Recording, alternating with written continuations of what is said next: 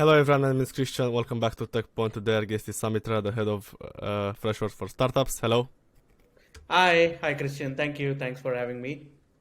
I'm very excited to meet you and to learn more about Freshworks. So please tell us, what is Freshworks? Sure. Wonderful. So, Freshworks is a SaaS company. We are a B2B SaaS product company. We broadly play under two domains. One is customer experience and second is employee experience. Freshworks as a company operates into sales, marketing, customer support, and employee experience side. So we have around 6 to 7 products that are ranging from a CRM, a marketing automation tool, a help desk, and then on the employee facing front, we have a ITSM tool and a recruitment software or a ATS tool as well. A little backstory, or how this whole thing began is Freshworks was born way back in 2010, and the first product came out in 2011. Freshworks was born in southern part of India, this city named Chennai. That's Mm-hmm. when Girish and the core team of 6 members, they started this company. Since then, we have not looked back, and the company has been global since day one. Even though we were born in certain part of the world, but our customers were always global. And right now, we serve 60,000 plus customers across 150 plus countries, and we have around 19 offices across the globe, including our headquarters in San Mateo, California, and then a couple of offices in Europe, London, Berlin. London is where I'm myself based out of. Berlin, Amsterdam, Sydney, Melbourne, Singapore, Dubai, and so on and so forth. And as Freshworks, we were also a startup at one point. Like I mentioned, we started as a small team of 6 members, and then we also received funding from investors, and then had the usual startup journey, which I'm happy to share as we progress. Yeah. Yeah. And what is the program doing mostly? Freshworks for Startups. Sure. So, see, like I mentioned, Freshworks was also a startup at one point. We were a small company where, we were not born in Valley, or we were not born in London, or some of the other places where, maybe it was comparatively easier to build out a company and serve the global audience. But it Yeah. was all possible because we got a lot of support, mentorship, resources, motivation, and direction from different stakeholders in the ecosystem, right? Mm-hmm. So the interesting story goes like this, where when we were small, we had one Microsoft BizSparks program back in 2011, a company from India which was competing against 400 plus startups globally, and then we emerged as winners out there. And that is the point when Axel came to us and they said, "Hey, you know what? You look like an interesting company. Here's a $1 million check, and yeah, go build your company, right?" So we have not looked back since then. We also got interesting support from a lot of other service providers and other players in the ecosystem where they gave us resources, and we went ahead and built our company. And then funding also, it was hard rigor and execution that led us to, raising up to $400 million from the likes of Axel, Sequoia, Google Capital, and Tiger Global, which actually is a testimony that, hey, it doesn't need to be in a certain structure where you're forming your company or how you're building your company, but then Yes. if you have the ecosystem supporting you, then you can do it from anywhere. So learning from that story, we wanted to actually give it back and pay it forward, and work with founders as they are growing and as they are building their company. So Freshworks for Startups is a paid forward initiative where we want to help founders with three things. Number one is access to products. So we Okay. provide up to $10,000 credits across the Freshworks suite. Second is access to engagement, where we provide mentorship, resources, content, different kind of formats, where the whole intention is about helping them solve those 0 to 1, 1 to 10, or even scale up challenges, if you will. And the final piece is about access to ecosystem, where we intend to create real world opportunities for startups. And we do activities and initiatives like VC Connect, Founder Connects. We do a lot of co-marketing and co-selling with the startups, and so on and so forth. So yeah, that's the holistic program, and the program is entirely partner driven. So we work with close to 1,000 partners across the globe. This includes all the top VCs, accelerators, and operators of the likes of Axel, Sequoia, Y Combinator, Techstars, and so on and so forth. And through them, we are working with a couple of thousand companies across the globe. And is there any pricing to this? So no, the whole intention is that we want to be paying it forward and want to be part of the journey as they are growing. So there's no monetary aspect involved for startups or even for partners, if you will, right? So we don't charge startups anything and we don't charge partners anything. So it's essentially, hey, if you are coming through a specific partner that I'm working with, you're absolutely welcome to join the program and benefit along the way. But can companies come even though they're not part of a program or through VC or? Yeah, no, that's an interesting question, and we get that a lot. See, the intention is we want to be working with the genuine companies who are actually, in for a long haul, and they are, it's all right if companies fail. We totally understand that, but for us as a program, the gating or defining the focus when they are coming through our partners, and that's why we are very open, very involved in terms of how the partner ecosystem grows. So it need not be that you have raised venture money, but if you're associated with any of our authorized entrepreneurial organizations, then that is also enough. To give you an example, so we also work with Startup India, we also work with Startup Colombia, Startup Portugal, and so on and so forth. So the companies here are not probably funded by a VC, but they are, categorized as startups, and they are working with entrepreneurial organization that we are working with. So yes, they are more than welcome if they are coming through that. I understand. And what do you actually do as the head of the program in your day-to-day job, if I can call it that? Yeah. Yeah, I mean, see, my passion is startups. My passion is working with founders and operators equally. That's what I've been doing for a while. And I mean, being employee number one for Freshworks for startups, I think it gave me an understanding of what really goes behind building such a program when the intention is to really work with the companies as they are growing, right? So my day-to-day work looks pretty much as interesting and as boring it might be, where it involves there are a lot of internal aspects we are working on. It's a very cross collaboration program where we work with different stakeholders, sales, marketing, program management, of course our leadership and so on. And at the same time, every single opportunity that I get, I'm either talking to founders or I'm either working with our partners and finding out ways how we can support the ecosystem. So yeah, But I think you enjoy it.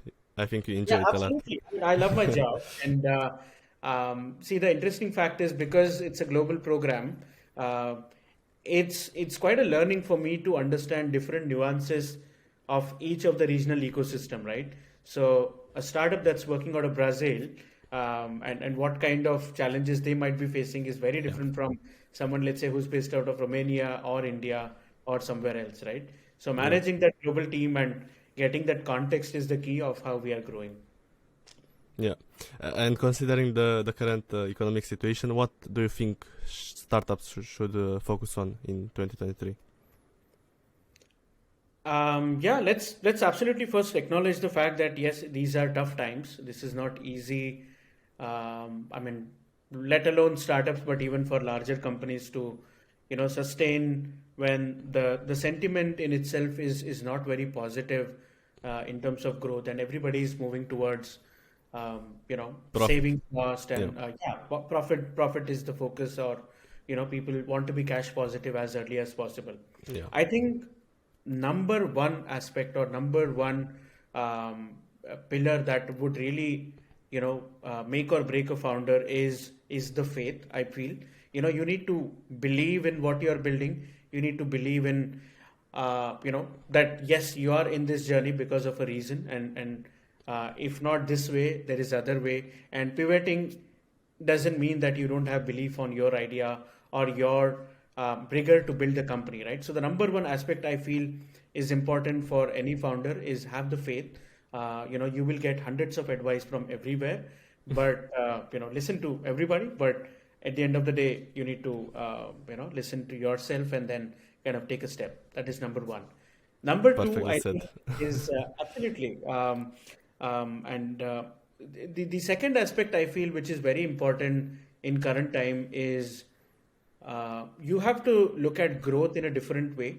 I was reading the other day, one of the partners from McKinsey had published that in the recession times how companies actually grow.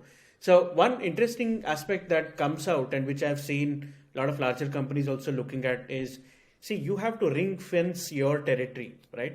You Mm. don't Growth doesn't mean that you always have to get new customers. You always have to grow in this region, that region, get new logos and all. Considering the current situation, I think you need to trust those who are already with you, right? So it is very important that rather than winning new logos, retaining existing logos should be the mantra, right? So those who are already with you, you have certain customers, even they are going through a tough time. What will be the ways you can support them so that they are not leaving you? So if you are supporting them in difficult times, they will definitely be with you, right? So a lot of companies are thinking of ways where, how can you continue working with existing pool? So upselling, cross-selling to existing customers could be one way to look at it. But you also need to look at how you're offering or how you're pricing your products or services, and then make it very lucrative or flexible enough for companies to adopt you. So I think the times call for sustaining rather than growing. So that's how I would look at how companies should look at growth. Yeah. That's a great piece of advice. I love it. And how can founders build a customer-centric startup? Yeah, I think also more important in existing times, right? Like when I mentioned, you need to be focusing more on your existing customers, Yes. um, and how we also looked at Freshworks when we were growing, when we were small, and again when we were launching multiple products, if you will, right? We were always um, customer in and technology out. What Mm. happens? A lot of startups or a lot of founders, they tend to uh, be obsessed about their idea or a particular technology or a particular trend that they are trying to enforce even the business model or even their customers into that particular frame.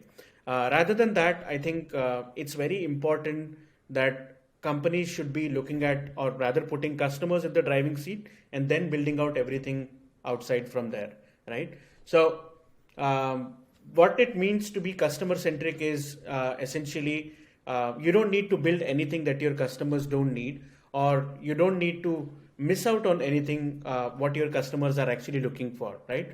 So I'll give you a very simple example, right? So Okay. when you go to Amazon and when you do shopping, right? Yeah. So let's say you have been shopping on Amazon for a while and they know all your history and they know everything about you. Now, next time when you go to Amazon and you have a complaint, or let's say, hey, where is this refund, or where is this order, or I'm inquiring about a particular order that I had placed, right?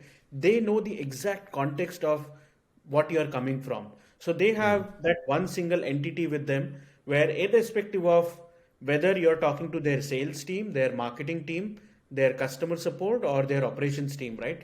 It doesn't really matter, but they know you as one entity, you as a customer, and they are able to serve you very effectively with right context within no time. I think Mm. that's the real power of customer centricity, is what I feel, right? And it's all the more important for startups that they do it from day one as they are building out their company. Because if you're further in your journey and if you're trying to solve for those problems or those challenges and trying to break silos between different teams, it's going to be difficult. So it's very important that your sales, marketing, support, and different teams are talking to each other, and there is one single, kind of entity for your customers in the company, right?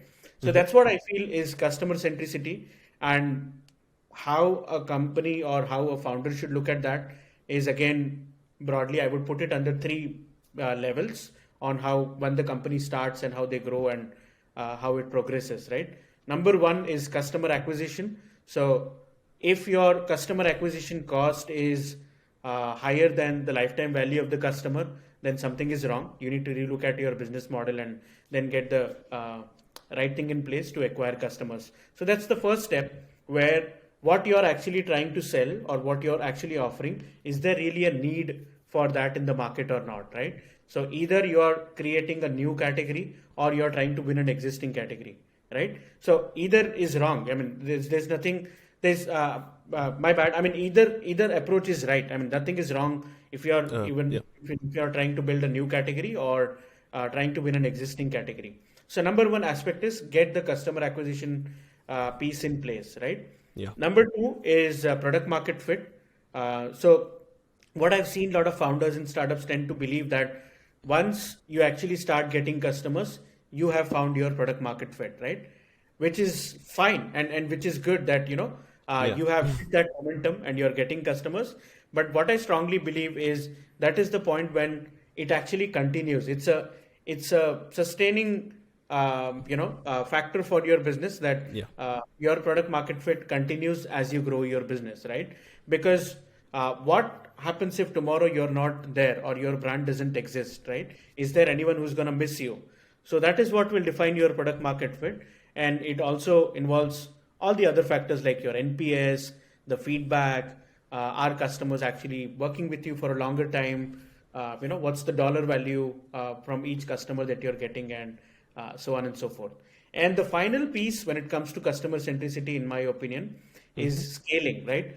So imagine you have got customer acquisition in place, you have got the product market fit, and you are growing effectively. Now that is when really the scale comes into play, because as you move beyond, let's say, Series A and all, it's all about effectively how do you do that repeatably, right? So Yeah. you will have different departments, different teams in your company, and how do they all share the same vision that you have for your company? And then, so your employee also becomes your customer. So it's always the why people say that it has to be employee first, right? Because then they are the face of your company. And if all of them are aligned, then you should be able to grow in an effective manner. So yeah, I think that's customer centricity. So if you are able to solve these pieces and then break the silos from day one and choose the right technology, right tool to manage all your functions, I think you should be customer centric. Yeah, that's very smart, and I really like the way we explained it. So yeah, I really understood. Can you share with us some existing trends or new trends in customer experience? Yeah, I mean, customer experience is ever changing, and again, thanks to social, thanks to all the digital burst, and even in terms of B2B context, right? So, thanks to the cloud burst, more and more businesses are able to do cross-border business. Like I'm sitting like I mentioned, right? I could be Yeah. anywhere in the world, but I could be selling to anywhere, any customer in the world as well. So Yeah. because of this, the expectations are changing of how customers are looking at businesses and how they are interacting with businesses. And adding on to that, even when you looked at the previous COVID world, and when everybody was just going crazy on being online and everything being done Yeah. digitally, that has kind of made a very interesting equation for customer experience out there, right? So it's a nice combination of physical and digital nowadays, where uh, it's a very classic case where a customer might look at you on Instagram, they might look at you at your ad or Yeah. one of your posts. They actually go and visit your store, which is nearby. They purchase from there, and then they interact with your team in store. Then they put a review on Twitter, and then they come back and put a let's say like a interact again with your online team as well. So it's a very very interesting scenario where the boundaries are broken. You really cannot control where your customer would be interacting you from. It could be online, offline, any channel, any medium. So it is expected from the businesses that you are all the more customer centric. Hey, it is the same customer who actually saw my Instagram ad is now tweeting about me after purchasing my product offline, right? So Mm. you should be in a position to handle that really effectively. That's one of the trend that I'm looking at. And again, the answer to that is your silos needs to be broken, and you need to have single entity or data for your customer so that your teams are able to manage communication. The second aspect that I've seen, again, which is fueled very well because of COVID, is that the customer facing teams are getting a lot of importance, and they are very important in terms of how your business will grow. So Yes. it is very important and significant that you treat them in a different way, and the customer facing functions are they are actually the line of war, right? So they are the people who are actually speaking to your end customer, and either it's either it's chat or it's the phone call and so on. So incentivizing them and treating them in a way where they feel privileged, they feel empowered, is very important if the businesses have to grow, right? It's no longer, I would not hesitate to say that, don't think of it as a cost center for your company, but it's very important because these are the people who are going to get you the repeat business and the retention, which is again important in current situation, right? The last thing what I'm also looking at is it's very mobile first. I mean, it's not a new news, but everybody wants to be on mobile, and not on the in front of people talking or on long emails and so on. So Yeah. people tend to have a shorter attention span, and because of that, interestingly, they also try to avoid calls, rather they prefer to chat, right? So it's the world of WhatsApp, it's the world for Apple Chat and whatnot, right? So again, it's a necessity now for you as a business, either you are B2B or B2C or even D2C, but you need to really weave that in nicely into your customer experience, and yes, that needs to be the channel where you're supporting your customers. So yeah, I think that's where I feel customer experience is heading. Uh, so yeah. Yeah, I like the way you explain it all. It makes it look so simple. Yeah. What's Uh, your thought, Christian? What do you think? I mean, as you're also you interacting with so many leaders, and again building the company. So what's been really changing on how companies are looking at building their business and supporting their customers? Have you seen anything specific? I think a few things that you mentioned. So a lot of them are focusing on retention more on Yeah, rather than customer acquisition. So because it will be harder and harder to advertise and more expensive with all the privacy rules, and correct. we know all that. And yeah, as you said, we need to be quick and get attention fast, because the attention span is getting lower and lower with TikTok and all that we Absolutely. discussed. So yeah, Yeah. it's very interesting what's happening. I was curious to know why should companies choose Freshworks for startups, in your opinion? Yeah. Yeah. I mean, I'll be shameless in saying this, that so if you are a company which is looking to solve all the aspects of your business, which are the core pillars of your growth, which is sales, marketing, and customer support, I think Freshworks really fits in that problem statement, and we serve you really well. I mean, think of it this way: Freshworks was born with startups. We were born serving the SMBs and the long tail customers out there. So we really understand what it really means to work. I mean, you be a smaller company and then still Yes. do business, right? So even right now, I mean, what I have seen interestingly in Silicon Valley companies is that it's always been top down, right? So they, Mm. which is great and which is really working well, and I have huge respect for Valley companies in terms of, you serve the larger enterprise customers, you do that really well, and then kind of, you try to go more bottom of the funnel where, mid-sized customers, smaller customers, and so on. It has its own merits and demerits for that model. But when you look at us, right? So we were not born in let's say Silicon Valley or anywhere else where I will have someone else, one of my sales guy to go sit in front of the Fortune 500 or Fortune 2000 company and doing sales. So that's why we were born with SMB. We really did that segment well. Our products were built for end users, and they were happy with that, and that's why we grew really fast. But of course, now we are upmarket, and 50% of our business is also coming from enterprise and larger companies, if you will. But I think at the core of it, we understand how smaller businesses function, what it really means for companies to have their sales team, which is lean, small. What does it really mean for customers to have a robust customer support when they're working with their end customers and so on. That's why the products are designed for smaller companies. Second, they all talk to each other effectively. The point that I mentioned, that customer centricity at the core of everything that we do. That's Nice. why we really don't believe in the silos between different teams, and there is unified customer record that we have for everybody. So this is on the product side, right? So I think the thousands of startups that are working with us, that gives us that confidence that, hey, this is what we are doing and this is right for the startups.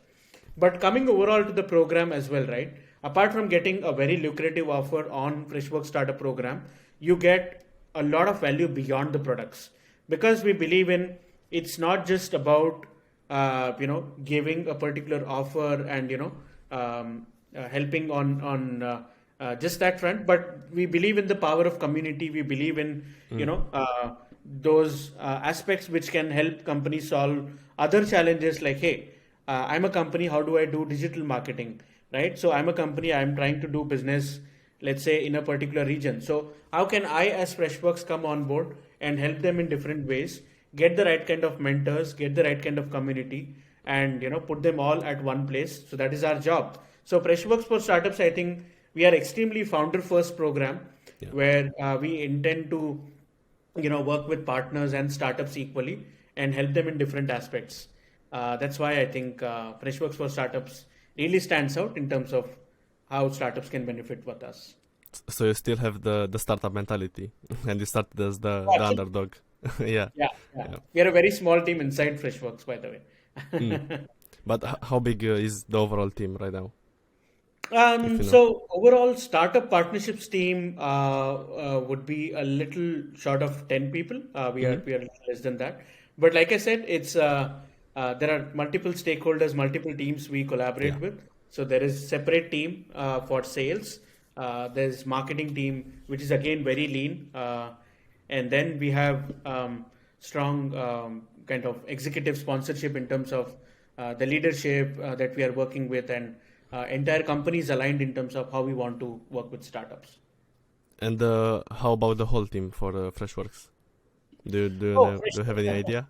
Yeah. Yeah, for sure. Yeah, I mean, I wouldn't know the exact number, Christian, but I think we are somewhere close to 5,000 employees now. Wow. So yeah. You started 12 years ago, you said, right? Yes. 2010. 2010 is when the company was born. 2011 first product came out, and now we are close to 5,000 employees. Yeah. Wow. Okay. That's something.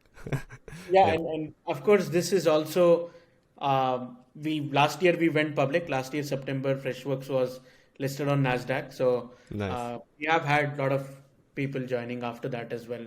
So yeah, it's ever growing. Yeah. And when did you join the team? Oh, I have been with Freshworks for around 6 years now. So I joined in January 2017. So it's been quite a journey for me, quite interesting, and I'm thankful that I got an opportunity to work on different aspects of the business. Which are those? Can you share? Yeah, for sure. Why not? I've been part of the partnerships as a function, if you will, from day one. I tried out different partnerships program. So partnerships is quite a big term. So there are revenue partnerships, there are technology partnerships, and so on. So I built the solution partner program, system integration program, ISV, or we have a marketplace where we work with other product companies. How can they work with us? And we have listing on our apps marketplace and all. Then I also got an opportunity to work on some of the strategic partnerships that we have, larger partnerships, and I mean, some of the larger revenue partnerships, if you will. And then the latest being Freshworks for Startups, which was born in, I would say that, the idea started in Q4 of 2019, but Q1 2020, right before the pandemic, is when the program was actually born. Yeah. And I love to hear your backstory even before Freshworks. So how did you start your whole career? Um, yeah, sure. I mean, I have been pretty much in and out of the startup space for a while. Mm. I am an engineer. I studied engineering. I'm a metallurgical and material science engineer from National Institute of Technology in India. And then I worked in the manufacturing space in more of a techno-commercial role. I was working with larger automobile companies, with power sector, and other sectors, if you will. That Mm-hmm. went on for 2 years, but I had more inclination towards the business side. That's when I did my master's in business, and then kind of continued on that. So my first stint was with a Helsinki-based startup where I was a core team member. They are doing great. They are doing well right now, and the company name is Clevo. Mm. And I was with them. I was kind of a core team member for 1.5 years. Did almost everything, what it takes to do a startup, right? So right Yeah. from the first emails, first customer reach outs, and all of those things. And then I was with a company named Traction, which is again a public company now. I'm very proud that that also went ahead and became a public company in India.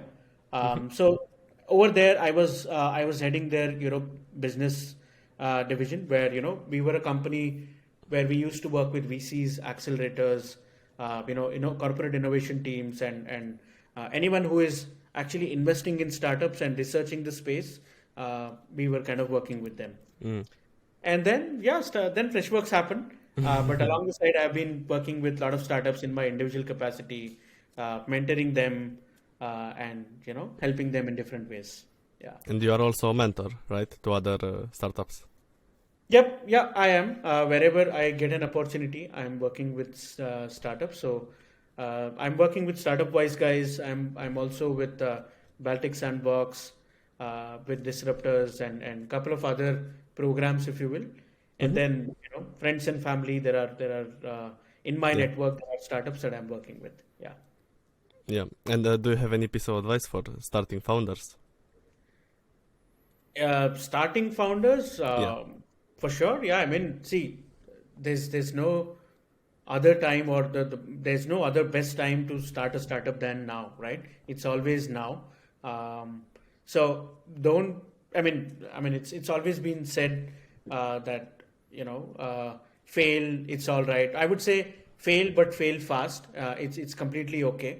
Uh, I mean, nowadays there's a lot of respect if you're a startup founder, if you have been through that rigor, if you have been through that journey. So don't hesitate if you have an idea, and if you really have the rigor to execute that, because ideas don't survive. Execution really takes you places. So Absolutely. so yeah, don't take it too much stress. I mean, I would say the time is right. Things will just fall into place. So take it easy. That's the only piece of advice. Yeah. Super. And I have one last question. What's your favorite software?